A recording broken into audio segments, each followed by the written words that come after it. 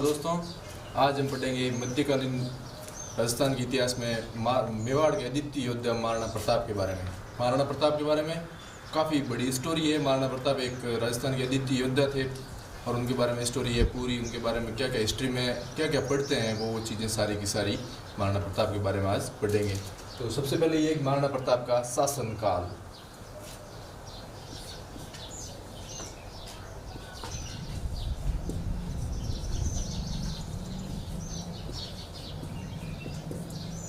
इतिहास की दृष्टि से महाराणा प्रताप का शासनकाल करीबन 25 वर्ष माना जाता है, जो 1572 से 1597 तक है। सबसे पहले शुरू करते हैं महाराणा प्रताप का जन्म, महाराणा प्रताप के पिता का नाम, महाराणा प्रताप के बारे में शुरुआत की हिस्ट्री जो थी वो। बाद में महाराणा प्रताप के शासन के बारे में पढ़ेंगे। शुरुआत में ये पढ़ते हैं कि महाराणा प्रताप का जन्म 9 मई 1540 ईस्वी को कुंभलगढ़ के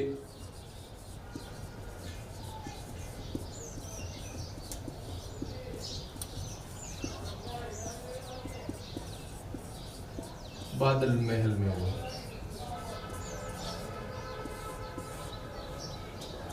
जैसा कि जानते हैं, पिता का नाम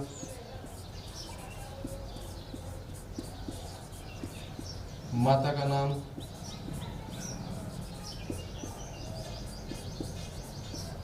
और महाराणा प्रताप के बचपन का नाम।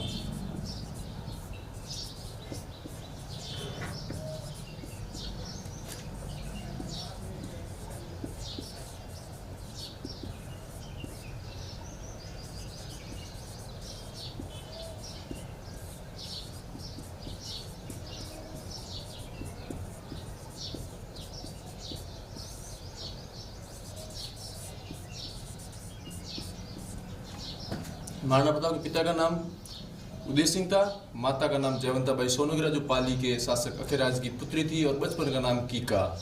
इतिहासकारों ने बचपन का नाम कीका लिखा है। बाकी बात यह है कि राजस्थान में किसी भी छोटे बच्चे को कीका ही कहा जाता है। अगर लड़का होता है तो उसे कीका कहते हैं और लड़की होती है तो उसे कीकी कहते हैं। लेकिन जब एक बार किताबों में नाम चल गया तो उसे कीका माना जाने लगा।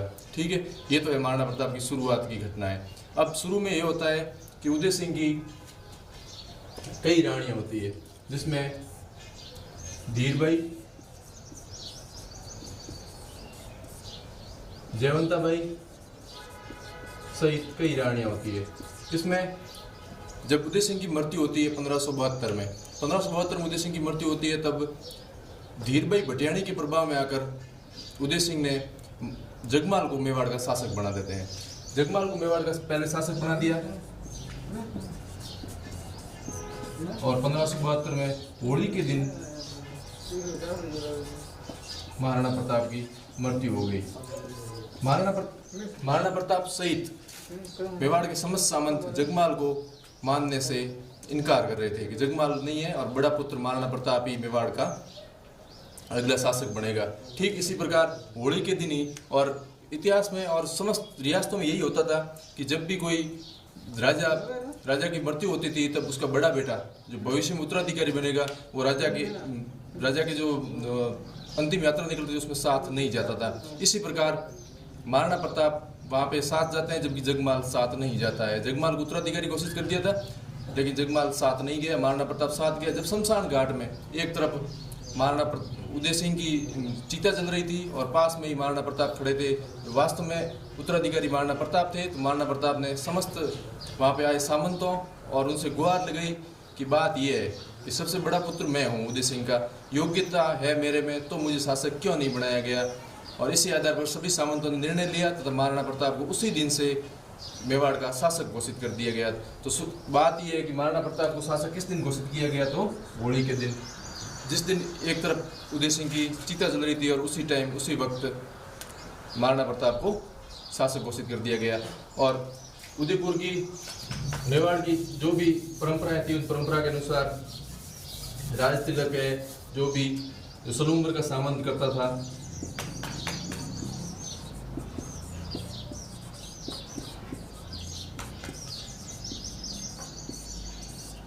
उस टाइम सलूमगर का सामंत कृष्ण सिंह चुंडावत था।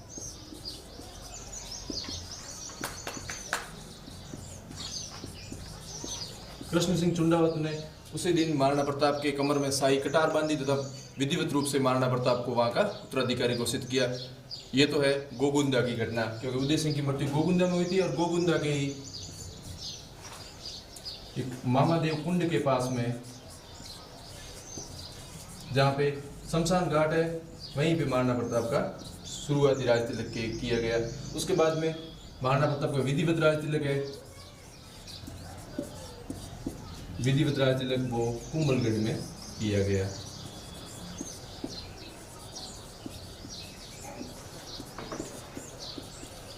ये जो घटना जगमाल का बनना, महाराणा वापस जगमाल को हटाकर महाराणा प्रताप का बनना, ये सभी घटना एक इसमें एक पॉइंट आता है कि राजमहलों की क्रांति। इस घटना को राजमहलों की क्रांति के नाम से जाना जाता है कि जगमाल को हटाकर महाराणा प्रताप को सामंतों के द्वारा शासक बनाया गया, उसे कहते हैं राजमहलों की क्रांति।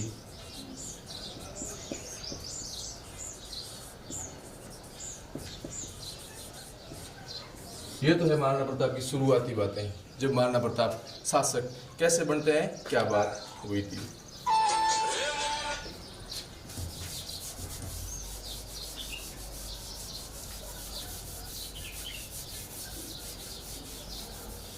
अब महाराणा प्रताप के बारे में, नाम, पूरा नाम प्रताप सिंह, पिता का नाम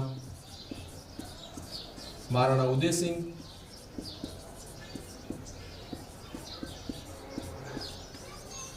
माता का नाम जयवंताबाई सोनग्रा, बचपन का नाम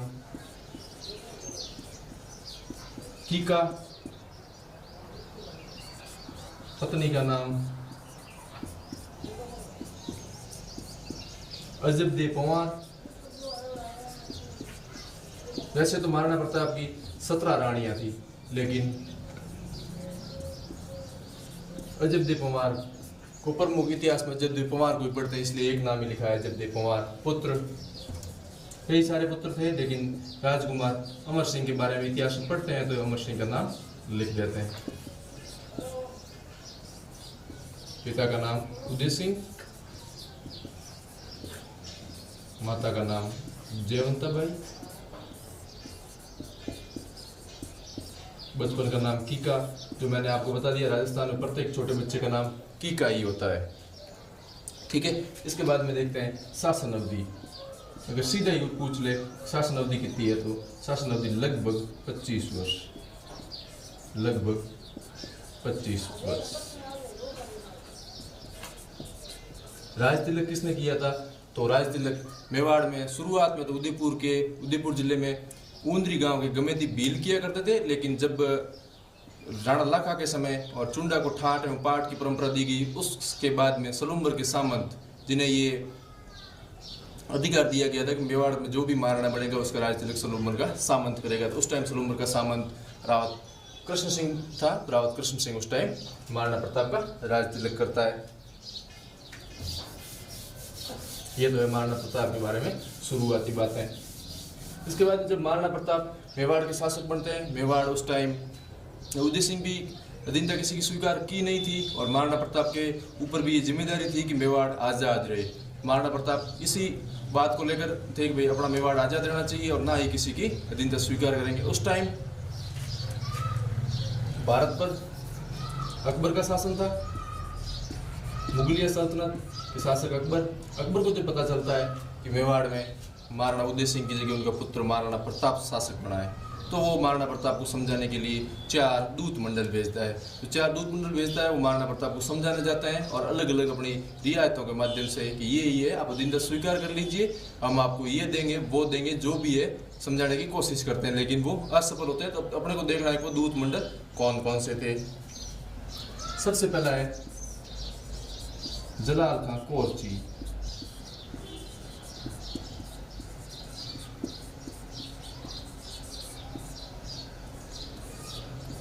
दूसरा है आमेर के राजकुमार मान सिंह,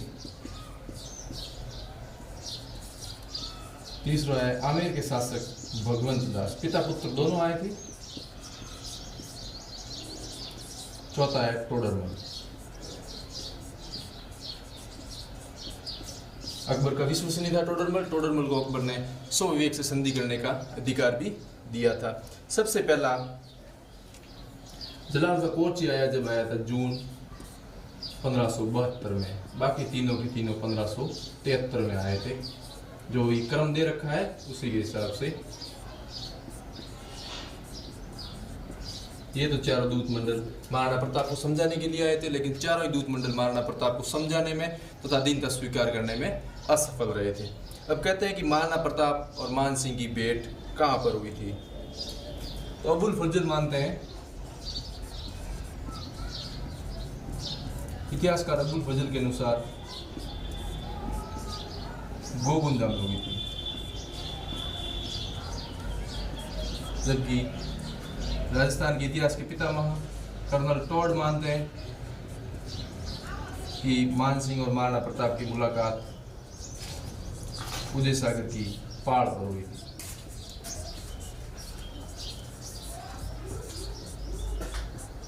जबकि टॉड तो ये भी लिखते हैं कि जब महाराणा प्रताप से मिलने के लिए मान सिंह आते हैं तो महाराणा प्रताप कहते हैं कि मान सिंह एक राजकुमार है, तो मान सिंह से राजकुमार अमर सिंह ही मिलेंगे, मैं नहीं मिल सकता। अगर कोई अकबर स्वयं आता तो मैं मिलता। महाराणा प्रताप एक स्वाभिमानी आदमी थे। स्वाभिमानी आदमी हमेशा ही बात के सवाल पे अड़ जाता है। महाराणा प्रताप यही बात के सवाल पे अड़ गए। अगर अकबर खुद आता मिलने तो मैं जाता मिलने, वरना अमर सिंह को भेज दे। अमर सिंह मान सिंह को कुछ कहता है, भला बुरा कहता है या कुछ भी कहता है, लेकिन वो बात बिल्कुल ही नहीं मानता, क्योंकि अमर सिंह उस टाइम जवान था और जवान आदमी हमेशा ही कुछ अलग अपना एटीट्यूड दिखाता है। वो वैसा ही वहाँ पर अमर सिंह ने किया मान सिंह के साथ कि जा अकबर को कुछ भी कह देना, अकबर को कह देना कि कुछ भी हो जाए, अधीनता स्वीकार करने के लिए हम तैयार नहीं है। ये तो है शुरुआती घटना है। उसके बाद में जब बार बार कोशिश करते हैं, मानते नहीं है, तो फिर एक ही उपाय होता है, या तो हार या तलवार। अकबर ने भी पहले प्रयास किए, लेकिन प्रयास असफल हो गए। चारों दूत मंडल असफल। तो अब क्या है, इनसे एक ही उपाय है, वो है युद्ध। अब राजस्थान का प्रसिद्ध युद्ध, जिसके हर कोई राजस्थान का बच्चा जानता है कि कौन सा युद्ध है, वो युद्ध अब होने को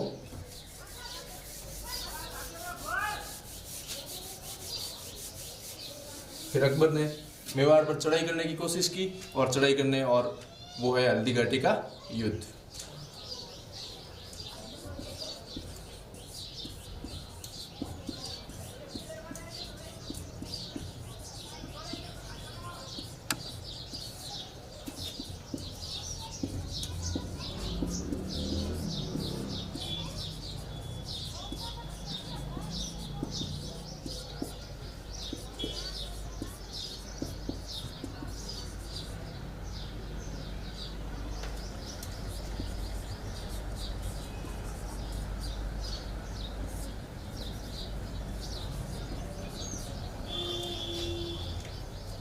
अलग अलग इतिहासकार अलग अलग तिथि देते हैं, 18 जून या 21 जून 1576। इसमें बात यह है कि 18 जून को पहली बार सेना आई होगी और 21 जून को युद्ध शुरू होगा, या फिर 18 जून को इस तरफ से 21 जून को इस तरफ से, या अलग अलग जिसमें जो भी बातें हैं वो बातें दे रखी है। अब युद्ध में क्या क्या घटनाएं होती हैं, क्या क्या किस तरफ से कौन लड़ता है और क्या क्या युद्ध में कहाँ पे सेना है, कैसे है, क्या है, वो सारे इस युद्ध में पढ़ते हैं। हल्दी घाटी राजसमंद जिले में खमनोर तहसील में हल्दी घाटी नाम की एक जगह है। हल्दी घाटी नाम की जगह होने का कारण हल्दी घाटी क्यों है, क्योंकि वो हल्दी के कलर की है, पीले कलर की है, और वहाँ गुलाब की खेती होती है जोरदार, और इसीलिए इसका नाम हल्दी घाटी है। पास से निकलते छोटी संकरी सी घाटी है और हल्दी कलर की, इसलिए इसका नाम ही हल्दी घाटी है।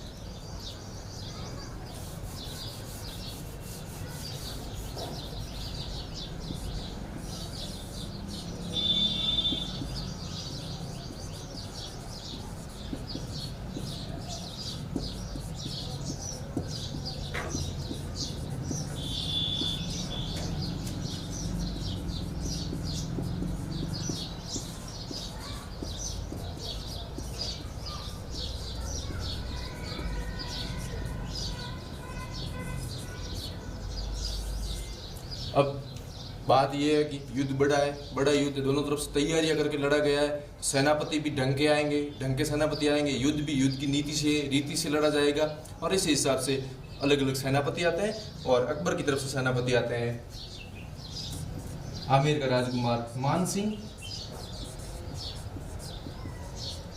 और आसफ खान।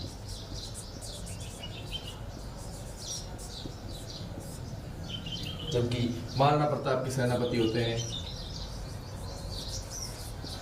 हकीम खान सूर और राणा कुंजा। हकीम खान सूर अरावल सेना का नेतृत्व करते हैं। ये शेरशाह सूरी के वंशज होते हैं और सूरी साम्राज्य को मुगलों द्वारा हटाया जाता है तो ये हकीम खान सूर महाराणा प्रताप की तरफ मिल जाते हैं। राणा कुंजा उस टाइम महाराणा प्रताप आदिवासियों तत्कालीन वहाँ के दलित भीलों को साथ में लेकर लड़ रहे थे और इन भीलों का नेता हुआ करता था राणा कुंजा। तीर कमान में बहुत ही पारंगत था और राणा कुंजा को तीर कमान वाली सेना का प्रमुख बनाया गया था। तो राणा कुंजा महाराणा प्रताप की तरफ से हल्दी घाटी युद्ध में लड़ रहे थे। इस युद्ध में आमेर के राजकुमार मान सिंह भाग जाते हैं। मान सिंह का ये सेनापति के रूप में प्रथम युद्ध होता है। मान सिंह का सेनापति के रूप में प्रथम युद्ध हल्दी घाटी का युद्ध।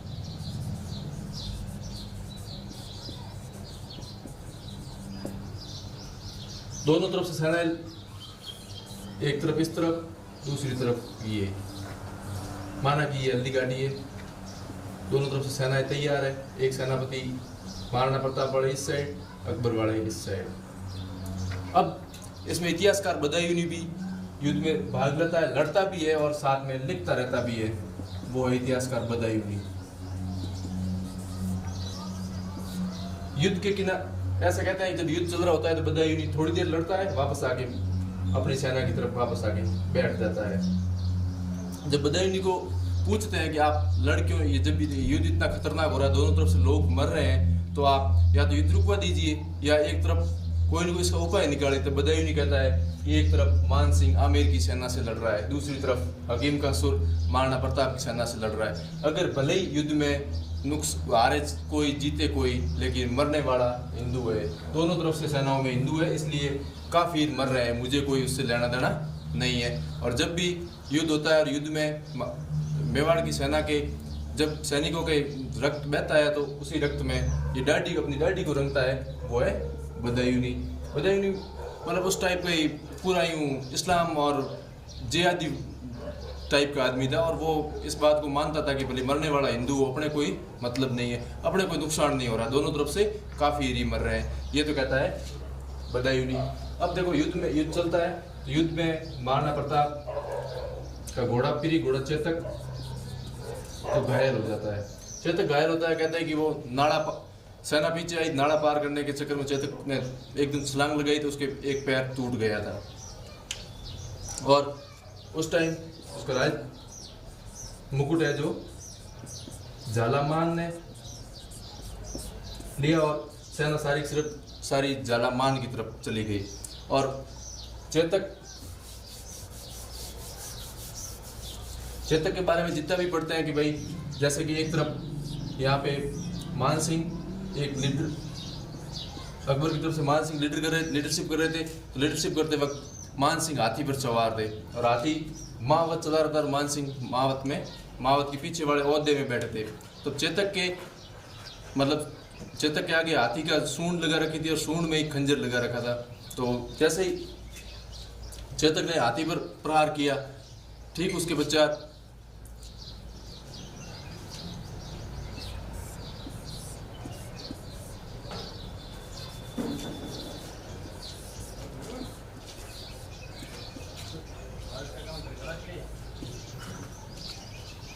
जब आमने सामने की घटनाएं होती है और घटना में जब हाथी के सूंड में लगा हुआ खंजर चेतक को लगता है, चेतक घायल हो जाता है और चेतक को घायल महाराणा प्रताप को युद्ध से बाहर लाया जाता है और ये राजमुकुट है जो झालामान उसके ऊपर रख देते हैं झालामान के, और झालामान महाराणा प्रताप को बचा लेते हैं, खुद युद्ध में वीर गति को प्राप्त हो जाते हैं। अब महाराणा प्रताप की ओर से हाथी कौन कौन से थे, अकबर की ओर से हाथी कौन कौन से थे युद्ध में?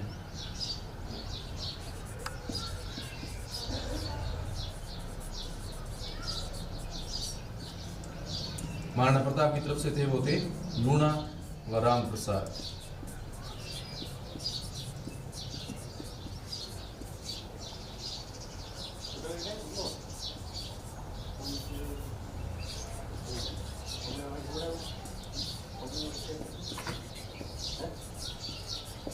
और अकबर की तरफ से सवाई व मर्दाना हाथी भाग ले रहे थे।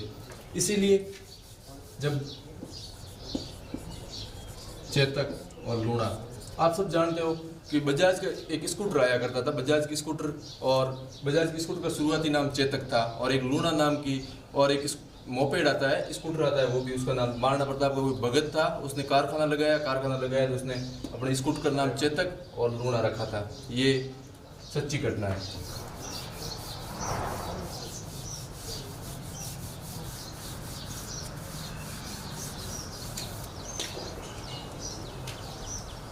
फिर इस युद्ध के बारे में कहते हैं, इतिहासकारों के अलग अलग मत है। कोई कहता है महाराणा प्रताप जीते, कोई कहता है अकबर जीते, लेकिन बात ये थी कि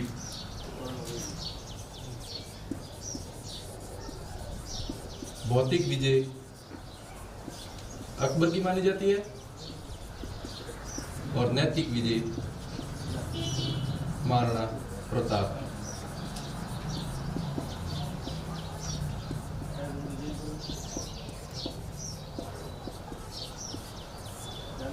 भौतिक विजय नैतिक विजय में क्या फर्क रहेगा? बात ये, भौतिक विजय अकबर के पास बड़ी सेना थी, उन्होंने महाराणा प्रताप की सेना को पीछे किया और थोड़ा ले जाया होगा, और काफ़ी सेना थी, तो दोनों तरफ से बराबर युद्ध में सैनिक मारे जाते हैं। तो इतिहासकारों ने माना कि अकबर जीत गया है। लेकिन महाराणा प्रताप उस टाइम एक बड़े से सेना के खिलाफ एक प्रादेशिक स्वतंत्रता की लड़ाई लड़ रहे थे, और जहाँ तक सफल भी हुए थे।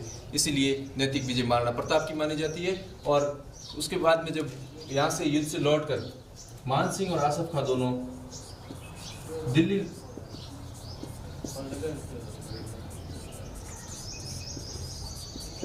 अकबर के पास लौटते हैं, तो अकबर ने इनकी डर्टी बंद कर दी थी, जिससे पता चलता है कि या तो वो अपने कार्य में असफल नहीं हुए थे। उनका उद्देश्य था कि महाराणा प्रताप को हराना या महाराणा प्रताप को पकड़ना, लेकिन दोनों ही कार्यों में वो असफल हो गए थे। इसीलिए नैतिक विजय महाराणा प्रताप की मानी जाती है। अब बात ये, अलग अलग इतिहासकारों ने युद्ध को अलग अलग नाम दिए हैं। वो कौन कौन से नाम दिए हैं?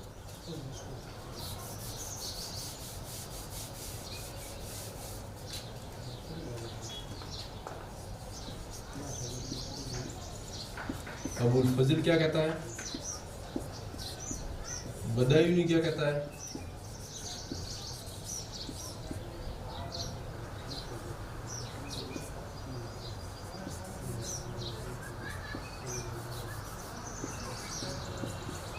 एडी श्रीवास्तव क्या कहते हैं? और कर्नल टॉड इस बारे में क्या कहते हैं? अबुल फजल हल्दीघाटी युद्ध को खमनौर का युद्ध कहते हैं। बदायूनी गोगुंदा का युद्ध कहते हैं। एडी श्रीवास्तव बादशाह बाग का युद्ध कहते हैं इसको। और कर्नल टॉड इसे मेवाड़ की थर्मोपल्ली कहते हैं। थर्मोपल्ली यूनान की सभ्यता का एक युद्ध हुआ था, उसके आधार पर कर्नल टॉड ने इसे मेवाड़ की थर्मोपल्ली कहा है। बदायूनी इतिहासकार भी है, स्वयं इस युद्ध में भाग लेता है और इसका वर्णन मुंतवक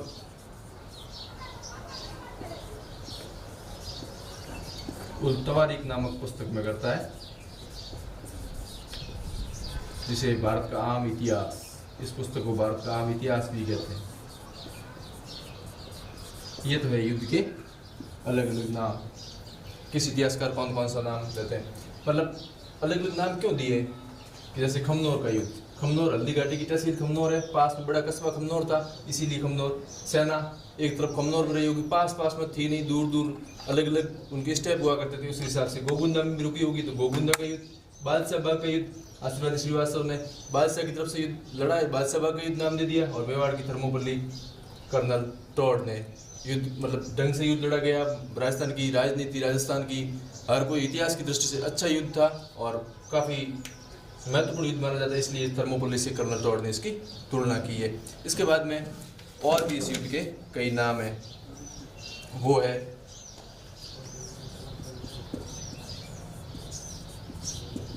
लोसिंग का युद्ध,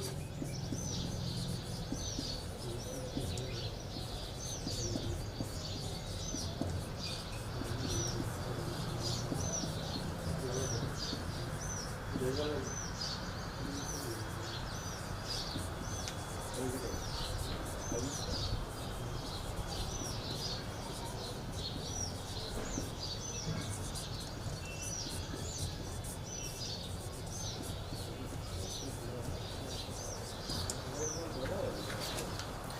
अलग अलग सेनाएं, एक तरफ की सेना लोसिंग गांव में रुकी हुई थी, दूसरी तरफ की सेना मोलेला गांव में, इसलिए इसे लोसिंग का युद्ध, मोलेला का युद्ध।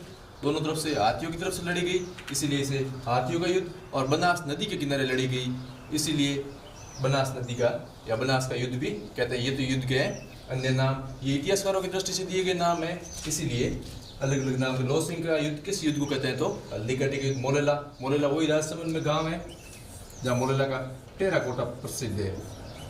मिट्टी से बनाए जाने वाले बर्तन, खिलौने जो भी है वो मोलेला के, इसलिए ये मोलेला उसमें भी पढ़ते हैं।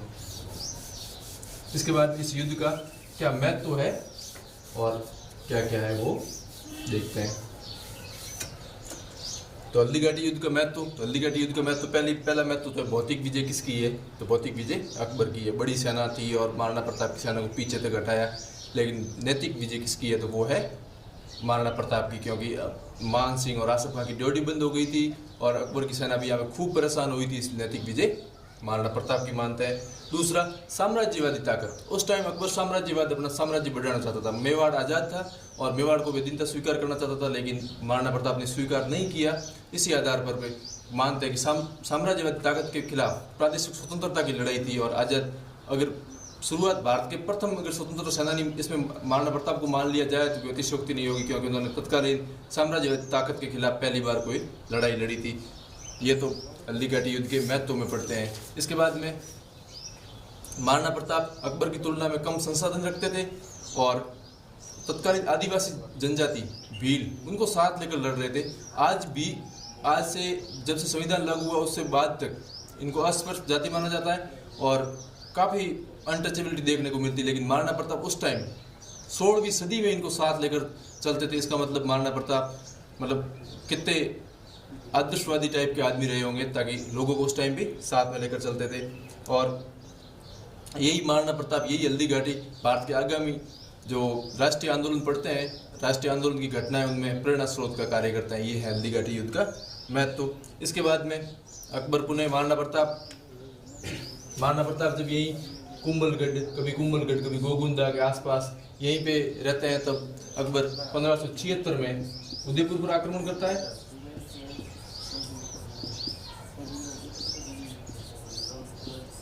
और उदयपुर का नाम बदलकर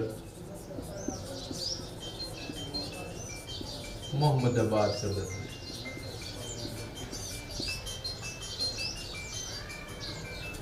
जब महाराणा प्रताप हल्दीघाटी युद्ध लड़ लेते हैं, लड़ने के बाद महाराणा प्रताप की तरफ से भी नुकसान होता है, दोनों तरफ से नुकसान होता है। माना जाता है कि महाराणा प्रताप की तरफ से जो सैनिक लड़ रहे थे वो वापस महाराणा प्रताप के साथ जंगलों में आ जाते हैं। और अकबर की सेना जब वहाँ युद्ध में मैदान में थी, उसके बाद में उनको, जैसे ही अकबर ने युद्ध किया तो युद्ध के समय उन्होंने पूरी योजना अजमेर से तैयार की थी। और अजमेर से लड़ने के लिए वो खमनोर आए थे हल्दीघाटी में, और कहते हैं कि हल्दीघाटी से उनको वहाँ जाने में काफ़ी समय लगा था।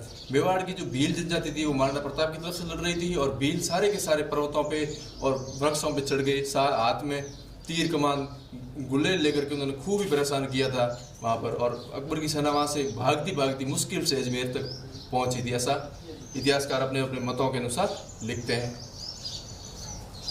हल्दीघाटी युद्ध के बाद में जब अकबर ने उदयपुर का नाम बदलकर मोहम्मदाबाद कर दिया गया, और महाराणा प्रताप भी कम संसाधनों के पास में, कम संसाधन थे, इतने रुपए थे नहीं कि वापस सेना को तैयार कर सके।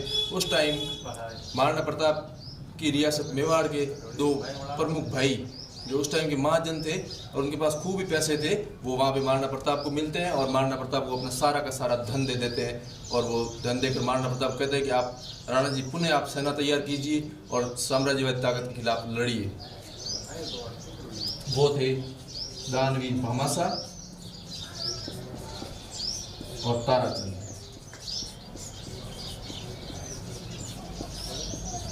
ये ढोलान गांव के समीप महाराणा प्रताप को मिलते हैं तथा अपना सारा खजाना महाराणा प्रताप को सौंप देते हैं और कहते हैं कि राणा जी वापस सेना तैयार कीजिए। भामाशाह, वही भामाशाह जिनके आज भी कई स्कूलों में या कहीं पे भी अगर कोई दान देता है तो उसको भामाशाह के नाम से पुकारते हैं। भामाशाह के नाम से इसीलिए पुकारते हैं, इन्होंने अपने पास की संपत्ति सारी दान कर दी थी। दान करने वाला व्यक्ति भामाशाह है। ताराचंद उस टाइम पीछे रह गए, इतिहास में गई लिखे नहीं गए। ताराचंद को लगभग जनता किताबों में ही रह गई, बाकी जनता भूल गई। राजस्थान सरकार की तो भामाशाह पे खूब सारी योजना भी निकाली गई है। ये भामाशाह वो ही है। इसके बाद महाराणा प्रताप पुनः अपनी सेना को तैयार करते हैं और साम्राज्यवादी ताकत के खिलाफ लड़ने के लिए वापस तैयार हो जाते हैं।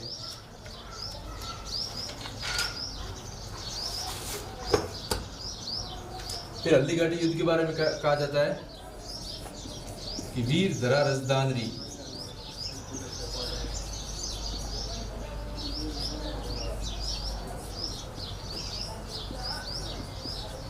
वीर धरा रजदानरी सूरा में चित्तौड़।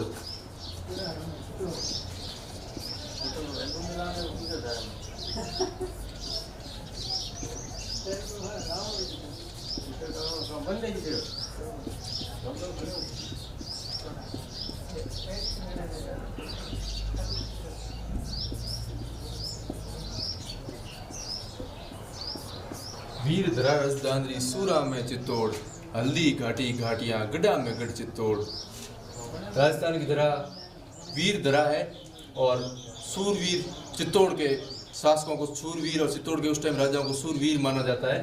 हल्दी घाटी घाटियां, जिस प्रकार युद्ध की महिमा की गई है कवियों के द्वारा कि वीर धरा रजदानरी सूरा में चित्तौड़, हल्दी घाटी घाटियां गड्ढा में गढ़ चित्तौड़। इसके बाद में हल्दी घाटी युद्ध जब असफलता मिलती है अकबर को, तो अकबर अगले ही जब महाराणा प्रताप की सेना कुंभलगढ़ में होती है तो कुंभलगढ़ में वापस अकबर की तरफ से आक्रमणकारी शाहबाज खां को भेजा जाता है। इसे कुंभलगढ़ के युद्ध के नाम से जाना जाता है।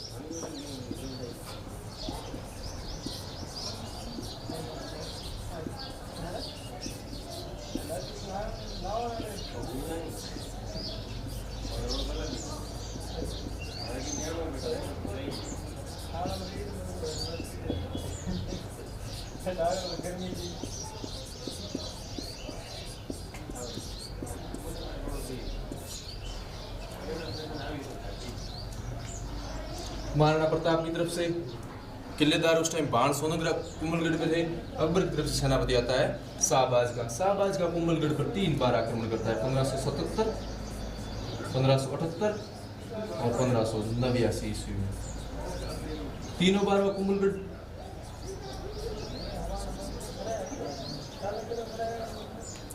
तीन बार आक्रमण किए, कुंभलगढ़ पर अधिकार कर लेता है, जीत लेता है, लेकिन वो महाराणा प्रताप को पकड़ नहीं पाता और बाण सोनगढ़ वहां पर लड़ता रहता है हर बार ही शाहबाज खां के सामने। शाहबाज खान उद्देश्य से आया तो महाराणा प्रताप को पकड़ने के लिए। कुंभलगढ़ को भले ही जीत लिया, वो महाराणा प्रताप अन्य जंगलों में चले गए और वो कुछ यहाँ से उसको कुछ मिला नहीं, वापस वो वहाँ यहाँ से चला गया। इसके बाद में अकबर ने और भी सेनापतियों को कहा कि कोई मतलब महाराणा प्रताप के पीछे लड़ने के लिए जाए। जब शाहबाज का जैसे बड़े सेनानायक भी नहीं जीत पाए तब महाराणा प्रताप ने वहाँ पे दरबार में बुलाया कि अकबर ने दरबार में बुलाया कि महाराणा प्रताप से लड़ने के लिए किसी को भेजना है। तो कोई लड़ने के लिए तैयार हुआ नहीं कि बादशाह, बात ये है कि महाराणा प्रताप ना तो मिलेंगे ना ही हमें जीतने के लिए देंगे। तो अकबर एक बड़ा राजा हुआ करता था और मानता था अगर पीछे नहीं भेजा गया तो बेइज्जती होगी कि अकबर जो पूरे भारत का उस टाइम राजा है, लेकिन एक मेवाड़ जैसी छोटी सी रियासत उसकी पकड़ में नहीं आ रही है। अब किसी न किसी को तो भेजना ही होगा ताकि ऐसे मामला बना रहे कि पीछे सेना गई हुई है। अब वहाँ पे बुलाते हैं तो कोई आता नहीं है। तब अकबर 1580 ईस्वी में रहीम जी, अब्दुल रहीम खान खाना,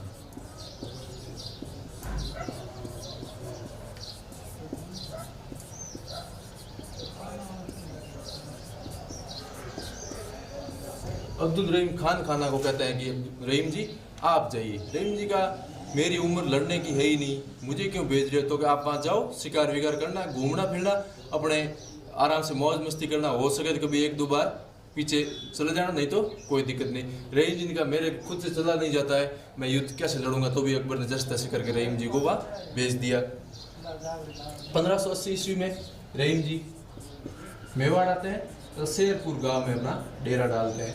शेरपुर गांव में डेरा डालते हैं, तंबू वंबू वहाँ लगा देते हैं और शिकार खेलने के लिए जाते हैं। और इस टाइम पता चलता है राजकुमार अमर सिंह को कि वहाँ पे कोई वापस मुगलों का कोई सेनापति युद्ध करने के लिए आया है और शेरपुर में डेरा डाल रखा है। राजकुमार अमर सिंह अपने कुछ साथियों के साथ में शेरपुर जाते हैं और शेरपुर जाने के बाद में देखते हैं वहाँ पे पहले बाहर जाकर, जहाँ तंबू लगे हुए वहाँ बाहर जाकर कहते हैं कि भाई कौन है अंदर, कोई जवाब वहाँ से नहीं मिलता है। जवाब नहीं मिलता है, अंदर से कोई लेडीज़ बाहर आती है और लेडीज़ को पूछता है तो वो अंदर से जवाब आता है कि सब बाहर गए हुए हैं। अमर सिंह पूछता है कहाँ गए हैं, तो कि शिकार खेलने के लिए। अच्छा, वो सब शिकार खेलने के लिए गए हैं, तो आप सब मेरे साथ चलो, फॉलो मी, ऐसा बोल के उन सबको अगवा करके महाराणा प्रताप के पास लेके आता है। तो महाराणा प्रताप वहाँ जंगलों में बैठे हैं और लोग पास में बैठे। महाराणा प्रताप जब इस दृश्य को देखते हैं कि आगे आगे अमर सिंह चल रहा है, पीछे बंधक बनाई हुई स्त्रियां पीछे आ रही है, तो महाराणा प्रताप अमर सिंह को पूछते हैं कि कौन है, तो अमर सिंह बताते हैं कि अकबर के सेनापति रहीम जी की बेग में है, इनको मैं पकड़ के लेके आया। रहीम जी बात है नहीं। महाराणा प्रताप अमर सिंह को डांटते हैं और अमर सिंह को कहते हैं कि मेवाड़ की राज जीने में जो शब्द लगे हुए उन शब्दों का भी सम्मान अगर तुम करते ना, तुम ऐसा काम नहीं करते। हम स्वाभिमानी हैं, हम अकबर से लड़ जरूर रहे हैं, लेकिन ऐसे गलत काम, किसी की स्त्रियों को बंदी बनाना, ऐसा काम हम कभी नहीं कर सकते। और उन स्त्रियों को, रहीम जी की बेगमों को ससम्मान वापस उनके डेरे शेरपुर में लौटाया जाता है। और अमर सिंह को कहते हैं कि अपने जो राज्य में लगा हुआ जो दृढ़ रखे धर्म को ती ही रखे करता।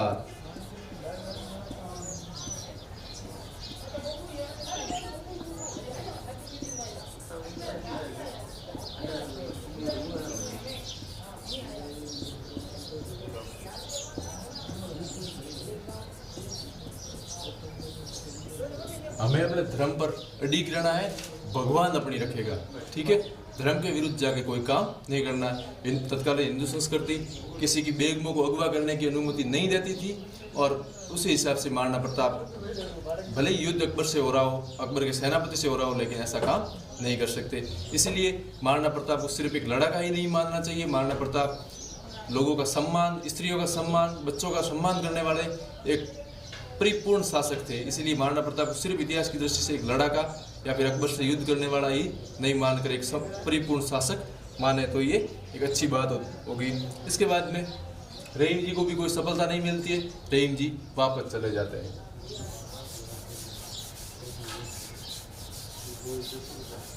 अकबर की तरफ से अगला प्रयास वापस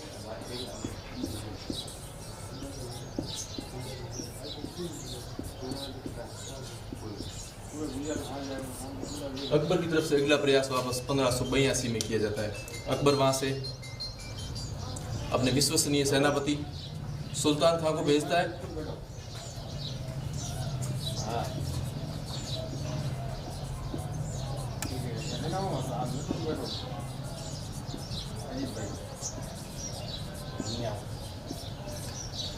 अकबर उस समय अपने विश्वसनीय सेनापति सुल्तान खां को दिवेर का थाना, राजसमंद जिले में दिवेर है, दिवेर का थाना हुआ करता था उस टाइम, वहां पे भेजता है सुल्तान खां को।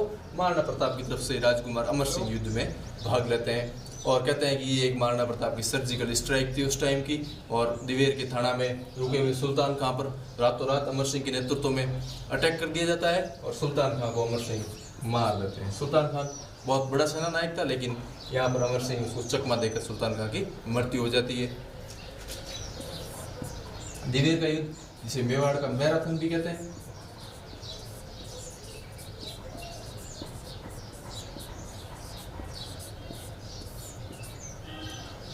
और ये महाराणा प्रताप इस युद्ध को जीत जाते हैं।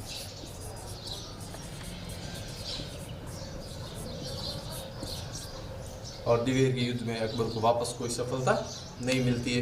कर्नल टॉड ने इस युद्ध को मेवाड़ का मैराथन कहा है। इसके बाद में अकबर की तरफ से अंतिम अभियान है महाराणा प्रताप के विरुद्ध, वो 1585 में आमेर के जगन्नाथ कछुआ को भेजा जाता है।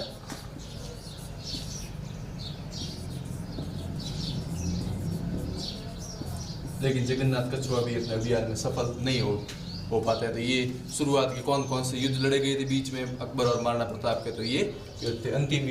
अंतिम अभियान था वो 1585 में जगन्नाथ कछुआ की तरफ से 1585 में महाराणा प्रताप के विरुद्ध था।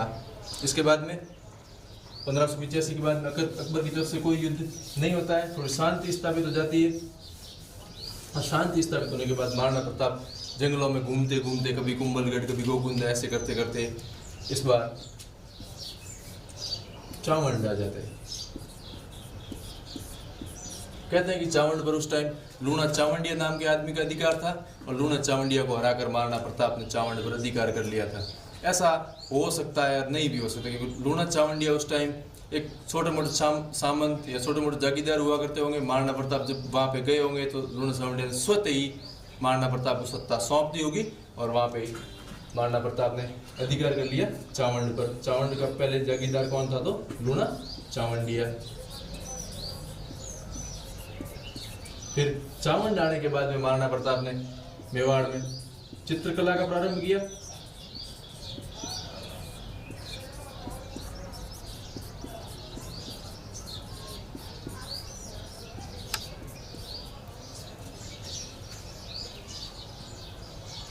और प्रमुख चित्रकार नसीरुद्दीन था।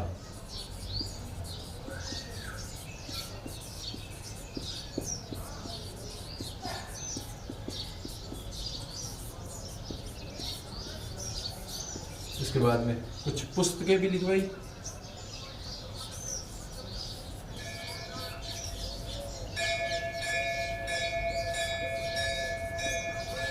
विश्ववल्लभ, मुहूर्तमाला और राज्याभिषेक।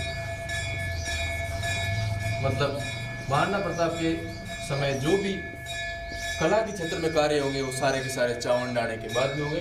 चावंड आने के बाद में चित्रकला का प्रारंभ हुआ। प्रमुख चित्रकार नसीरुद्दीन थे। उसके बाद विश्ववल्लभ, मुहूर्तमाला और राज्याभिषेक नामक पुस्तकें चक्रपाणी मिश्र नाम के इतिहासकार से लिखवाई।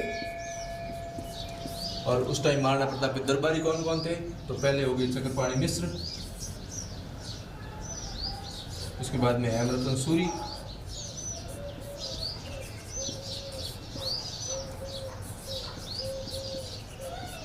रामा सांधु और माला सांधु। ये सभी इतिहासकार उस टाइम महाराणा प्रताप के दरबार में थे। इसके बाद में यही चावंड में 19 जनवरी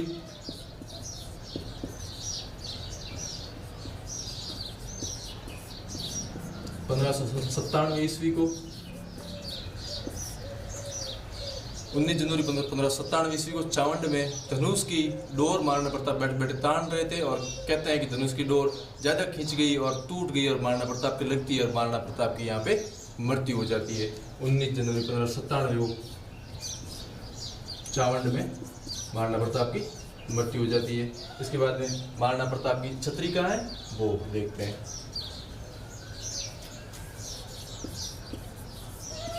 महाराणा प्रताप की छतरी बांडोली में 8 खंभों की है और यहाँ पे केजड़ बांध के किनारे है। बांध का नाम है केजड़ बांध के किनारे। महाराणा प्रताप का प्रमुख घोड़ा है चेतक। चेतक की छतरी का है वो चेतक की छतरी बलीचा राजसमंद में।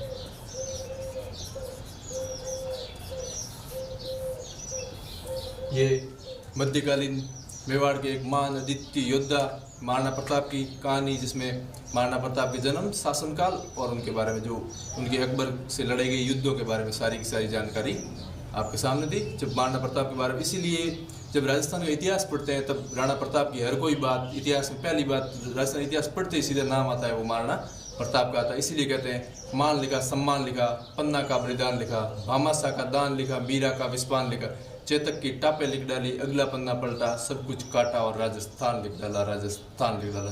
धन्यवाद।